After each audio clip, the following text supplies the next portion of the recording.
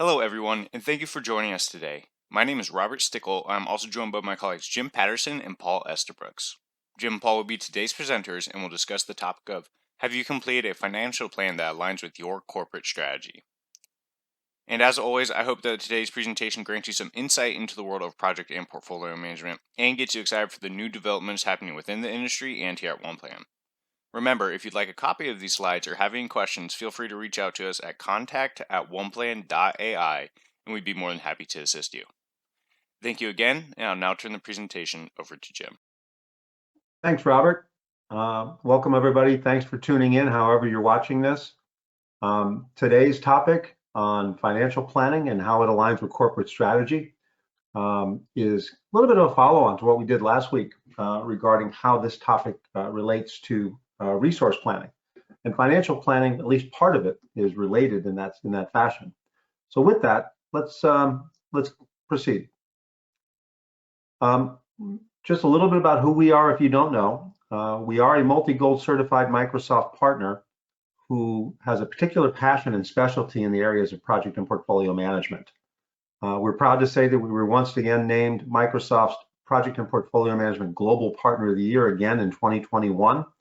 And in helping people with portfolio management disciplines, not only do we help people with traditional waterfall approaches to portfolio management, but we're also certified with Scaled Agile Inc. for people going into scaled agile approaches. And we're even recognized by the analysts like Gartner as being a leader in these areas as well. And we're here to help you to whatever degree you'd like to be helped. You know, we really help organizations transform, and whether it be just the technology you're going to see today and get those solutions in place, but for real success, people need to address the people and process side of that, and we're equipped to help you in those regards and make sure your adoption and your transformation realizes the gains and successes that you anticipate. So with that, let's get into the topic of financial management and aligning with strategy. You know, in traditional project portfolio management disciplines and areas, like the 10 knowledge areas within the Project Management Institute's PMBOK, when you look at all of them, financial aspects touch just about every aspect of what we do in project portfolio management. The general definition has the word budgets in it. Pipeline management has the concepts of estimating capital investment. Resource management, really translates resources into dollars and include financial resources that we have. Change control really talks about things like financial and operational constraints and cost impacts on things when we do make changes. The financial management aspect of projects really talks about the value of projects and financial controls and maybe monitoring through things like earned value and all the other project financial techniques that we might use. And even risk management has the integration of cost as an element in that. So it does permeate in what we do. And even if we don't address it in the nth degree levels of detail within our PPM systems, it is a factor to our success of managing projects and having successful outcomes for our organizations. So what exactly is project financial and cost management? Well, as I alluded to, it's one of the 10 knowledge areas outlined in the project management body of knowledge of the PMBOK. And even as we move to more agile approaches, the scaled agile and lean portfolio management guidelines say, we need to have budgets with guardrails within those disciplines, and it accommodates those even in the more agile approaches. And financial management really is intended to deliver certain things. On the planning side, we want to plan for the costs. We also then want to estimate the cost, meaning we want to really dig deep and understand what it really think it's going to cost to deliver the project. And then we have to agree on a budget that we're going to manage to.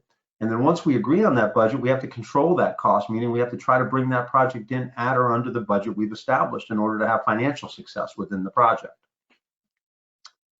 So the financial management process is really the process of estimating costs, developing a project budget, and then controlling the spending. And it's a cyclical thing. You plan, you estimate, you budget, you track, you assess where you're at, and potentially replan, re-estimate. In some cases, some people have to have changes in there to where they level set again.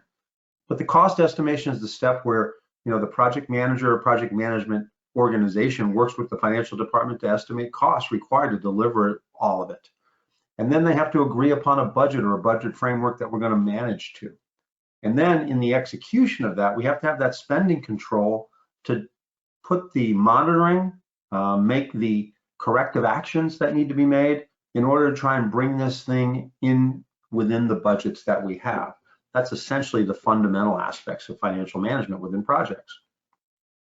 And when we execute on this and we track these things, there's a couple different approaches we can look at. Some folks in the PPM system might only really be, interested in the top-down financials. The top-down financials meaning maybe at a project level or portfolio item level or even a program level, having budgeting and tracking at a high level, maybe have financial categories and cost types that you track against. You might have time-phase financial managed values, by month or quarter or however it is that you do within that organization. And it would incorporate a combination of maybe labor and non-labor costs, but it's more a high-level project or program level type of piece of information. Bottoms-up financials might say, we're building detailed project plans and schedules. We might be using even something like a Microsoft project or a one plan to do this. And maybe we put costs on individual work items or tasks or phases within that plan. Maybe we even assign specific resources, and those resources are carrying resource rates with them in the system. And then as we assign them to pieces of work and hours of effort and those types of things, that cost would then roll up through that project plan, right, to give you a total number based upon granular detail. But it does require maintenance of data at a more granular detail than the top-down approach. And many organizations use a combined approach, where you may do top-down early in the process as you're justifying the project, right, as you're trying to figure out what it really takes. But then bottom-up then comes in when we know and we have more detail and we have a really detailed plan that we're going to execute to, and then we can actually roll that up and actually compare maybe what our original top-down assumptions were with what the bottom-up reality is looking like on how we actually intend to spend the money now that we know more. So a complete solution on the financial management side would include, standard integrated logical approach to doing all this and provide a single source of truth that is tied together with all the other aspects of your project and portfolio information. So you'd have portfolio planning and budgeting. We'd have request and approval process. We'd have some capital budgeting so that we can manage and plan for capital and CapEx approval. We can also have project forecasting where we have revised forecasting that's needed to see if we are tracking or looking ahead towards the budget and trying to make it where we thought we were. And then just ongoing forecasting and tracking and reporting from a financial sense or financial perspective. Now, the concept that you see in a lot of one-plan webinars is the concept of adaptive project and portfolio management. And just want to emphasize that even if you're not in the traditional waterfall world, this stuff still applies. People are using different methodologies today and moving towards more agile. Agile is growing out there as an approach in organizations and becoming more entrenched, but waterfall is still widely used.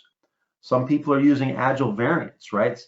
Doing different aspects of agile that they like, or hybrid methodologies that maybe have some combination of waterfall or agile with them. Scrum fall, some people might call it, or agile fall, or whatever it might be. And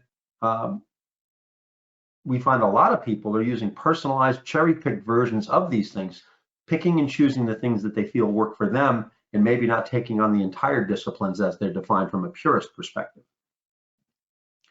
So the challenge is, in this mixed world of adaptive, we have a combination in organizations, and we see this as the predominant thing that we deal with today in dealing with customers, is that we have multiple methodologies where some projects or initiatives might be done more iteratively, some might be done in a more waterfall fashion, and you have a variety of tools or a proliferation of tools that people are using to execute in these different methodologies or frameworks.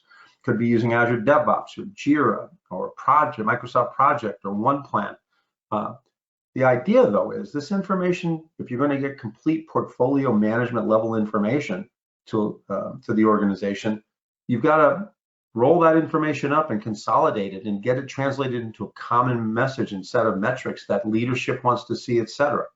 Because as we go through this, down at the methodology and tools level is really where the teams live.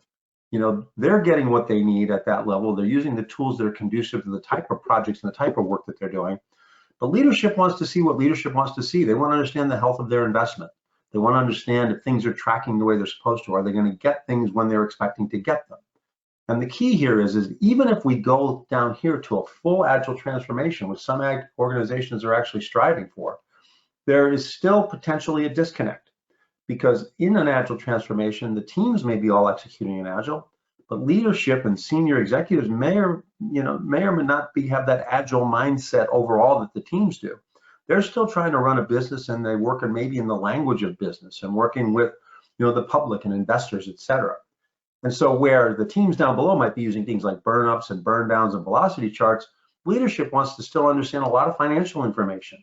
Are these things tracking? Are we getting the rate of return? Are we getting the return on investment? What's our cost variances on our budgets and what we're planning? What's our utilization? What are our milestones? And when we're going to expect to get things? So the key is we got to do something that provides this translation, provides this information to the right audiences, but do it in a way that doesn't require all the manual mashup of data and translation that has to happen that many organizations are doing today. So from an overall financial management perspective, what we're going to talk about is how we execute this in one plan, how we address that and we're going to focus on the financials today, because one plan pulls together data from a variety of different tools, as you see here, into a common portfolio. It can provide you tools no matter where you're at in your agile transformation journey. If you're strictly traditional waterfall on the right, fine. If you're more agile purist on the left, so be it. But if you're in that predominance that we see out there in that adaptive hybrid world in the middle, one plan still has a play for all this to add value, and also on the provide consistent approach towards financial management through all that.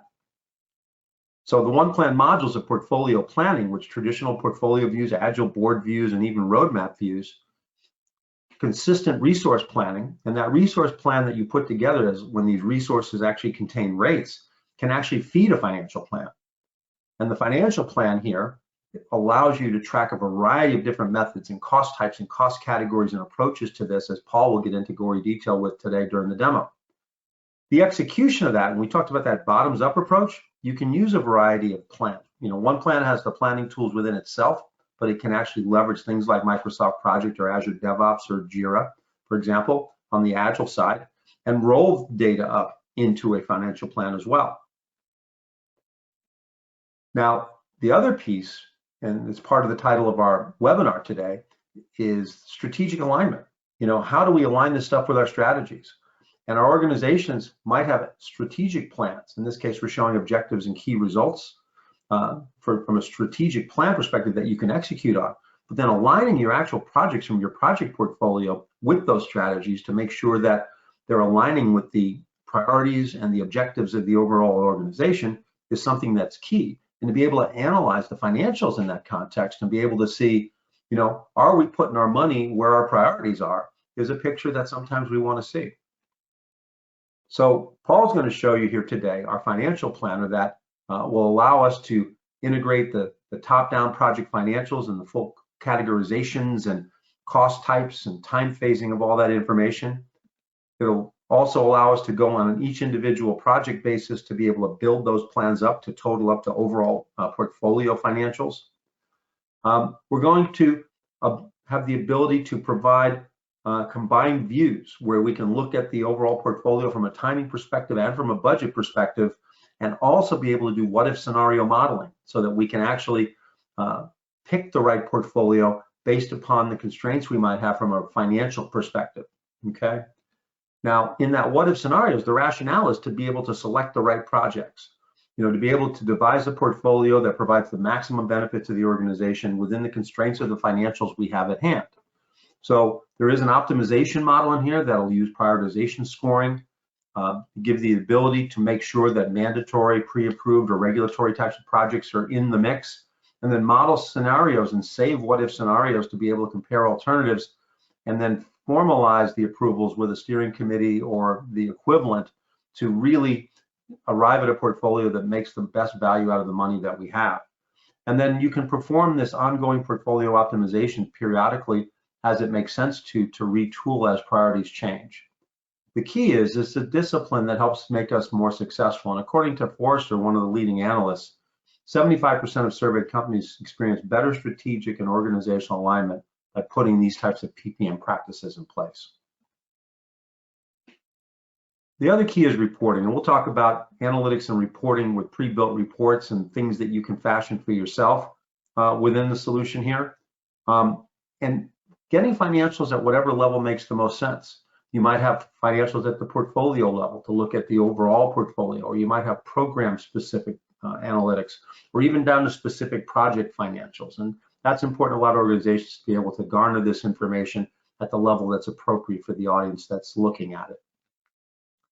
The integrations that we're going to talk about that brings in data from other tools, even from financial systems like you see in the financial ERP and HR node, allows us to not only enter data within one plan for this type of thing, but potentially even pull things back like actuals from a financial system when you have your validated month-end closing of the books and be able to pull that data in for comparison and tracking as well. So one plan is built for the Microsoft Cloud, and you can use this directly in your favorite browser, but it's also designed in the Microsoft world to be consumed where you live, where it be if you're in Power Apps or when you're in Teams, and it's a popular approach to use this within Teams today. Within Agile tools like Azure DevOps, within Dynamics, if you're a Dynamics shop for Microsoft, or even from within SharePoint. The idea is either strictly in the browser or in the context here, you can consume one plan and use its benefits in any of these areas, and it's designed to do so very readily. So stay working the tools you're working every day and get the benefits of the tools and capabilities that one plan provides you. So our goal is to provide you one interface for this, one experience, and have one plan be the provider of that for you.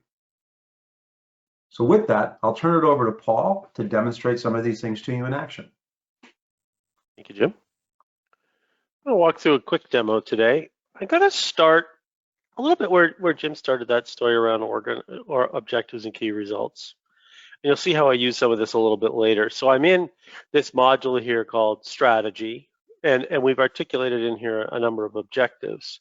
And underneath each of those objectives are a set of key results, things that we need to accomplish or get to say that we've accomplished the objectives, things we need to be able to deliver on. And we've got budgets on some of these. We could have budgets on them all. And we're going to look a little later about how we can assign budgets or portions of a project to each of these key results. And I'm going to show you how we can use some of this data to do prioritization against a specific objective. But I wanted to sort of set the stage. We start here by saying, what is it we're trying to accomplish as we roll into a new fiscal? What are the key results? How will we know we've accomplished those things? And then what are the activities we're going to do that will give us the results that will allow us to say the objective has been met? So that's sort of the sequence of events. So I wanted to sort of set the stage with that up front. Now I'm going to jump to my portfolio. Here we go. We have two different portfolios in here, and underneath that we have a series of projects, and underneath that a combination of programs and epics. And you can see this one has some financial information on the right-hand side. We're going to look in some detail at how we capture that and how we feed this, how we know what the portfolio's budget will be based on the projects that we're going to do, that sort of bottom-up sort of mentality. And then I'm going to do a prioritization with that data. So if I jump into this project, we use this project frequently. Today we're going to sort of dive deep into this particular tab, and you can see here that I am looking at my budget by month. It tells me that the project start date is in May. I'm doing this on a monthly basis, so I shouldn't really have budget numbers in those earlier months because there's no reason for that to be the case. Why would I have a budget to occur and expenses to occur prior to the project or after the project is expected to finish? So it gives us those guardrails, that quick visual to say, when you're filling out this budget, the project duration is this date to this date, in months. So now your budget should fit within that. You can then see here that we've got labor costs that we've pulled in, and those could have been imported from the resource pool itself. And the resource plan that we filled out. So we filled out a resource plan that said, we're going to need these people in these roles over these particular months. They have rate costs. I hit import. I pull that data into here. So I'm working off of real resource costing data as opposed to just plug numbers that I might stick in. And then other things I might want to capture things like material and supplies, travel and expense, some other contracts like outside help of some kind, software I might need to purchase, and so forth. We've also got in here the common thing that we see with a lot of clients is that ability to track what is a capital expense versus an operating expense, because those are treated differently on an accounting basis. And some companies are very conscientious about capital expenditure and they want to be able to monitor that and control it. Others are very conscientious about operational expenditures, and likewise, they want to have good line of sight to that. And where is that? And there's other reasons why people might do this in terms of how they're writing stuff off and so forth. So being able to categorize those expenses is very, very important. And we can roll that up and use that in reporting elsewhere or in integration back to a financial system, as Jim mentioned. So I've created this budget of 516 grand for this project. I'm gonna just, while I'm here, gonna spend a bit of time on a couple of other things. We have this second page in here where we can start to forecast. Now, we haven't forecasted all. Incidentally, we've started to forecast some expenditures coming in early. One may want to dig into why. Are we starting the project a bit early? Is there some pre-work, something like that might be going on? But we can now start to forecast what this might look like. And organizations that do a lot of financial controls in projects, this might be a monthly task. At the end of the month, I'm going to go back and look at my budget, but I'm also going to look at that forecast. Where am I really, and how have things evolved? And what might that look like going forward? And I can compare what's my forecast to my budget. And everywhere, in this case, where forecast is greater than budget, it's going to show me that delta. And I can flip that around and look at it the other way. Well, what I'm looking for is we had budget to spend this much in this month, but we only spent this. That tells me something, and you can see we're underspending. Now, it could be because we spent money early for some reason or another, or it could be that the project isn't progressing at the pace we would want, and that would show up, in the resource plan and the schedule, but it would also show up here because now we're not, the financial machinations of this project aren't occurring in the pace that we would have expected, and that we should keep an eye on that.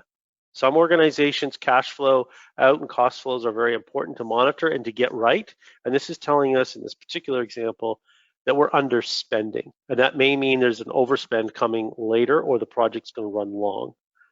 Third, and this is where we kind of can dig into that, and there isn't a ton of data in here, but I want to sort of point this out, is we're starting now also to pull in actuals, real things we've spent money on, some real labor effort that's come through and so forth. And we could have a lot more data here as the project were to build out. But we could pull this in, whether it's from the timesheets here in this system or from another financial system in terms of actuals where we may be bringing in and processing invoices for some of these other items. This is one of the most common integration points. And so from a financial controls scenario, I have the budget that I would have done potentially as part of a business case, articulating when and where I think money will be spent on the different types of cost categories.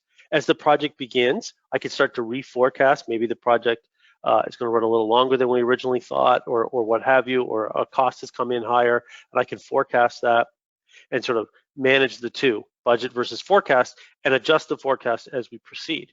And third is the information I need to do that forecasting, which comes in the actuals. And I can compare my actuals to my forecast, and again, start to identify. Our actuals telling me we're going too slow, and I'm going to reforecast, and that's going to further show split and deviation from the budget. So a lot of financial controls here for a PM or at the program level for a program manager to do to manage this information. It starts with capturing that budget and categorizing our various expenses correctly. So I'm going to jump out here. I'm going to switch to a different view and go to project prioritization. Turn on my little thing here. First thing I could do is start to move projects up and down in the project prioritization based on just overall score, just on stack rank. What I want to spend time on today first is I'm going to set my target. We use the FY21 budget. Now you can see everything that's included, which right now is everything because this is a simulation, this is a scenario, a what if analysis, if you will. I'm a little, but $1.2 million over budget. So I'm going to start just as an analysis quickly. I'm just going to scroll through my list of projects. Anything proposed and on hold, I'm going to take out of the mix. You can see down below each time I do that, it's recalculating that tab, that table, I should say. And what it's going to tell me when I get done clicking everything and just sort of sorting this out is that I've got 8 million in active work against 8.3. So I have some budget flexibility here. And if I look over, I could sort of move columns around. I could start to look at some of the proposed ones. I might want to run up to the top of the list and say, can we reactivate that project? We could. It has a big benefit to us. It's a high ranked project. Maybe we take it off hold and add it back into the mix. And it's going to tell me I'm at 8.2. I've still got a bit of room left. And now, and I could move things in and out. Maybe I turn something else to on hold because it's not going well, whatever the case may be, and recapture that money and use it elsewhere. The standard sort of what if analysis that people do all the time. And then you just come in when you're sort of done doing that model, and you could save that scenario as, you know, what we thought of on a Thursday afternoon, you know, in the fall. And we could do that analysis. But I also have a second problem. I have projects here where I'm overspending. This is that cost flow scenario where I've got too much expenditure through the summer months, which may have other implications I want to be careful of. I'm going to zoom this out to quarters just so I can see it a bit better and say, maybe what I need to do is look at some of these projects and say, what if we delayed starting that project? And you'll see here it's recalculating. I did move some numbers around. I could roll through this list and look for other ones and say, you know, small one, maybe I move that one out a bit. And that might help me a little bit. Helped here, probably hurt here. You know, seeing some different shifting.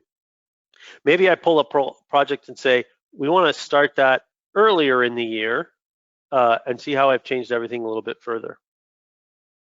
And so that didn't work. Probably shouldn't do that.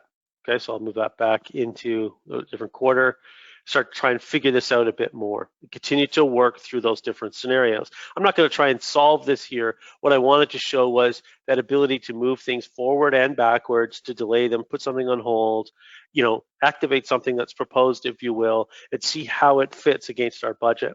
We're good on total. We've got some work to do on timing, and we could work through that further. So very powerful interface for figuring out how I might want to do this and where I might want to go. Now I'm just going to cycle my views here for a second. I want to sort of play out one more scenario. Not on portfolio. Yes, money. What I want to do, sorry, take that off for a second, is I want to go and look at my associated objectives. Increase our brand awareness. These are the projects that are focused on that particular objective.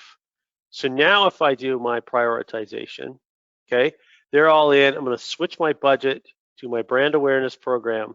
And I've got a $1.2 million budget. All of these things in play. If I take the on hold and the proposed out just quickly, I'm just, yeah, I've got a bit of room. I've got a choice to make. So if I look at this and say, this is an important objective. These are the projects that are in it. We have one currently on hold. Do we have the financial wherewithal? Can we move some things around to execute on that particular project, get it off hold? Because, you know, it's high ranked because it's the highest on the list. It's a high value project. So I want to be able to get that back in play as quick as possible so that we can use this project. Sorry, I'm stuck here. We can use this project in its value and its yield. So it financially fits. So I could say go. And now what I want to look at is how do I get that timing right? Because here again, we've got budget in the front part of the year where we're not using it up. Projects maybe aren't starting quick enough or what have you, but we've got overspend here. So maybe I contour the budget differently and we kind of work through that scenario and say, from a cash flow perspective, is that okay? Because we really want to get this done and just timing is what it is. Or we look at moving things around, delaying some things, moving other stuff ahead to better spread out the spend. So in this particular scenario, I have focused only on that specific objective. That's where we articulated that earlier. We had linked projects to objectives into key results. So I know what initiatives are driving towards that particular objective. And now I want to know, how can I prioritize within that? Where am I against its budget and spend? How do I contour that differently? How do I prepare for that work, move stuff around, and make sure that I'm on track? Final thing I'll demo quickly is in our dashboards. I'm going to jump down to financial summary right here. And we can see as as Jim talked about in the slides, this ability, I can zoom in on a specific portfolio, I could dive into a specific program, I could pull in a specific type of project, bring all that sort of data in. I can dive deep into my financial summary. I can also jump into some other data that we would have around cost details to start to look at where are we spending money. So we have this rich data at the program level, at the portfolio level, as well as at the project level, whether it's through a status report or rolling that data up, that allows us to analyze and understand what were we supposed to be spending, how is it coming in terms of forecast, where do we have actuals, where do we have variance, how might we react to that, where do we need to sort of focus our attention, and then ultimately link that back to strategy, as I did in that previous prioritization, to say, are we spending money efficiently on the things that we care about most? And Jim, with that, I'll turn it back to you. All right, well, Paul, thanks for the great tour and showing these concepts in action. So let's summarize and talk about some potential next steps that we can have. In summary, we talked about how financial management is a critical success factor for overall PPM success and how it touches all aspects of what we do with project and portfolio management. And that costs need to be planned, estimated, budgeted, and tracked for overall project success and ultimately portfolio success. Many organizations are still using disconnected, off to the side spreadsheets and manual processes for these, or relying on closed month-end actuals from the financial system, which by that time sometimes are a little out of date due to information lag. So the idea is to provide more real-time information, as Paul was showing today, within the PPM solution as you manage your projects and your portfolio. Now, one plan provides a great platform for all PPM capabilities, but on the financial side, we provide visibility into a centralized organization view of project, program, and portfolio level financials. It really provides and enhances all aspects of top-down financial planning and analysis. And as Paul showed, we can also align financial plans with your organizational strategies. One of the key benefits and outcomes of using a tool like this is to provide consistent financial information across diverse methodologies and tools. So regardless of a multi-methodology, multi-tool portfolio that Paul was working in, he was able to have consistent financial information and working with that information and data on his what-if analysis, etc. And one plan is fully integrated, as we said, and embedded in the Microsoft Cloud and leverages the Microsoft tools and authentication that you have in your Microsoft or Office 365 environment. Also, we have built and pre-built connectors that allow us to integrate with existing financial applications. So for example, as Paul was showing the different cost types, if you wanted to bring in your actuals from the financials to help compare with what you've actually planned, those are things we commonly do for organizations. So these things are all part of the way to provide a central single source of truth that is fully integrated in all aspects of project and portfolio management. Now, we're getting now towards the end of the year, and we haven't quite published our next webinar series. We're thinking of doing something more in the Agile realm, but we always have, if you go to oneplan.ai/webinars, we have on-demand webinars all the time. So if you got some value out of this and wanted to see some of the other topics that we have, feel free to go to that, and we should be having some upcoming ones for early December up there soon that you can register for. If you want to get started today and try out some of this stuff, you go up to AppSource in Microsoft at www.appsource.com, and you can actually sign up and actually avail yourself of a trial environment. So you could, do things in the full adaptive portfolio management solution that has all aspects of it, or if you just wanted to trial the financial piece, there's actually a trial up for those kind of very focused, narrow pieces in there. So go up there and take a look what's there, and we're happy to support you in these trials. Also, if your interest was piqued and you'd like to understand what it might take to get into a solution like this, we're happy to offer you a free roadmap workshop that will work with you to review your current use of solutions and tools, assess your current requirements and whatever desired future state you're looking to get to. And then we can talk about the best ways to implement or migrate into a new solution and a roadmap for getting that done and what it might cost. On the Microsoft side, you may own a good chunk of what you need to do this stuff already. On the next steps, You could avail yourself of that free trial. We could engage on a roadmap workshop, where Paul gave a very quick overview demo today. If you want something a little more personalized on the financials or even on other aspects of the solution, we're happy to schedule and do a personalized one-on-one demo that really addresses your particular needs and use cases. Just reach out to us at contact@oneplan.ai. You can look for more information out at www.oneplan.ai. And with that, we'd like to thank you for investing your time with us today. We know it's valuable. We are invested in success, and what we mean by that is we're invested in your success. So reach out to us at the general contact email address, or if you want to reach out to Paul or I individually, feel free to do so. You will be getting a copy of these slides and a link to the recording of this presentation over the next day or two. So with that, thank you very much, and hope you're having all a great day.